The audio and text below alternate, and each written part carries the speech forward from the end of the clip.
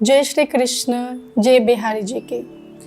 आज भगवान श्री कृष्ण अपने निकुंज में बैठे हुए हैं और बैठे बैठे भगवान के मन में एक भाव आया कि आज मुझे अपना ऐश्वर्य इन गोपियों को दिखाना चाहिए। आज मैं इन गोपियों को अपना ऐश्वर्य दिखाऊंगा कि मैं कितना ऐश्वर्यशाली हूँ। आज जब भगवान के मन में भाव आया, आज गोपियाँ भगवान को ढूंढ रही थी और भगवान निकुंज में बैठे हुए हैं और निकुंज में बैठे भगवान श्री कृष्ण भगवान विष्णु का रूप ले लेते हैं और भगवान की 4 भुजाएं आ गई और एक भुजा में शंख है, एक में चक्र है, एक में गदा है, एक में पद्म है। पूरा भगवान विष्णु का रूप लेकर भगवान ठाकुर जी बैठे हुए हैं।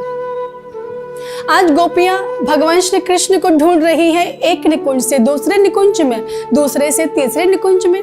और आज गोपियां उस निकुंज में जहां पहुंची हैं जहां भगवान श्री कृष्ण भगवान विष्णु बनकर बैठे हुए हैं। आज गोपियों ने जब दूर से श्री हरि को देखा तो कहने लगी, अरे ठहरो ठहरो, भगवान श्री कृष्ण तो यहाँ बैठे हैं। हम चारों तरफ भगवान को ढूंढ रहे थे, लेकिन देखो तो सही, हमारे भगवान तो यहाँ बैठे हुए हैं। आपस में चर्चा करते हुए गोपियाँ धीरे धीरे धीरे भगवान के समीप पहुँच रही हैं, पास जा रही हैं।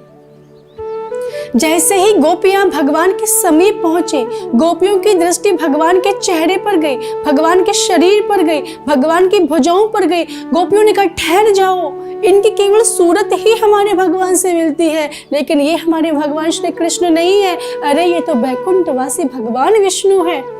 और दूर से ही गोपियों ने भगवान को प्रणाम कर दिया और आगे बढ़ गई, समीप नहीं गई। यहाँ पर एक बहुत सुंदर बात आपको जानने को मिलेगी कि जब गोपियों को ये पता चला कि भगवान श्री कृष्ण नहीं बल्कि विष्णु है, गोपियां उनके समीप नहीं गई, क्योंकि गोपियां भगवान श्री कृष्ण से इतना प्रेम करती हैं, इतना अथाह प्रेम करती हैं कि गोपियां भगवान श्री कृष्ण के अलावा किसी और के पास जाना पसंद नहीं करती हैं। ये जानते हुए भी कि ये भगवान विष्णु है, फिर भी गोपियां उनके नजदीक नहीं गई। कहा, ये हमारे कृष्ण नहीं है, हम नजदीक नहीं जाएंगे। दूर से ही भगवान को प्रणाम कर दिया, लेकिन पास नहीं गई। ये होता है सच्चा प्रेम।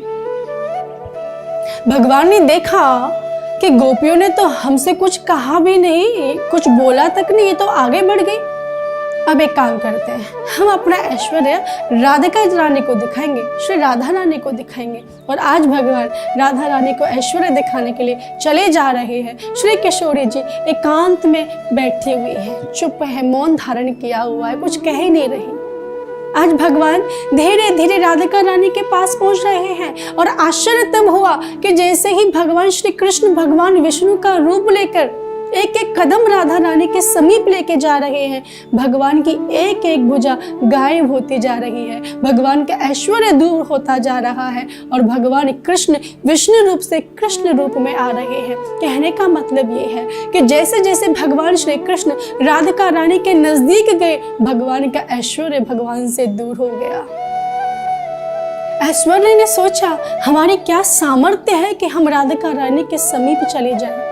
श्री राधा रानी की कृपा से ही तो हमें ये शक्ति मिली है। और आज भगवान श्री कृष्ण स्वयं विष्णु रूप को छोड़कर कृष्ण रूप में आ गए और भगवान का ऐश्वर्य भगवान से अलग हो गया। कहने का भाव ये है कि हमारी राधिका रानी के आगे तो ऐश्वर्य तो छोड़ो, हमारे भगवान श्री कृष्ण की भी नहीं चलती है। श्री राधिका रानी ही हमारे ब्रजमंडल की अधिष्ठात्री देवी है।